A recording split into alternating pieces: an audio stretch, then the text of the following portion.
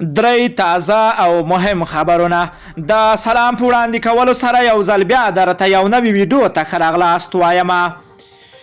د چین د بهرنیو چارو وزیر وانګ وایي افغانستان د اسیا د زړه په توګه د سیمې د سولې او د ثبات لپاره خورا اهمیت لري.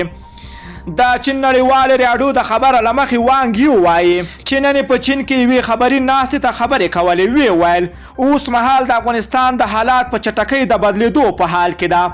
هغه د ولسمشر غني او ډاکټر عبدالله ترمنځ د سیاسي هوکړالیک د هرکلي ترڅنګ ویلي چې دغه هیواد سولې ته بېسارې نږدې شوی ده. نوموړي زیاته کړې دی هیله لري چې افغان حکومت ژر خپلې چارې عادي حالات ته راولي او د سولې لپاره یو منظم چوکاټ رامنځته کړي.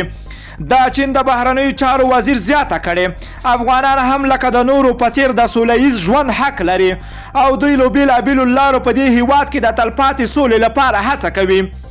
هغه دغه راز ویلي چې امریکایي ځواکونه دې په مسؤلانه توګه له افغانستانه وځي او هڅه دې وکړي چې ترهګر بیا په دې خاوره کې خپلې ریښې ونه غځوي.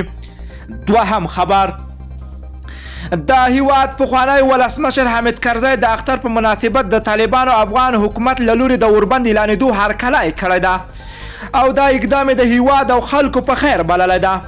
نوموړي له مطبوعاتي دفتر نه په خپره شوي خبرپاڼه کې راغلی دي.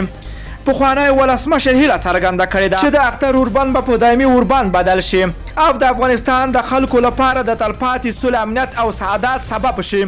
نوموړي یو ځل بیا پر ښکېلو لورو غږ کړی ده چې په هیواد کې د پردیو په ګټه روانه جګړه د خبرو اترو له لارې پای ته ورسوي. دریم خبر د افغان سولې لپاره د امریکا خاص استازی زلمای خلیزه د طالبانو افغان حکومت ترمنځ درې ورځني اوربند له اعلانېدو هرکلی کړی ده او دا د افغان سولې د پروسې په برخه کې یوه ستر ګام بللی ده. له ټولو دوستانو نه مننه کوم چې ویډیو یې راسره تر پایه ولیدله. که چیرته خواږه نظرونه لري نو حتما یې راسره په کمنټ کې ولیکئ. که غواړئ له همداسې تازه او دقیقو معلوماتو خبر شئ د پښتو اپډیټ چینل حتما در سره سبسکرایب کولی شئ. نور مو په پاک رب سپارم. الله مو مل شه. ښه وخت درته غواړمه.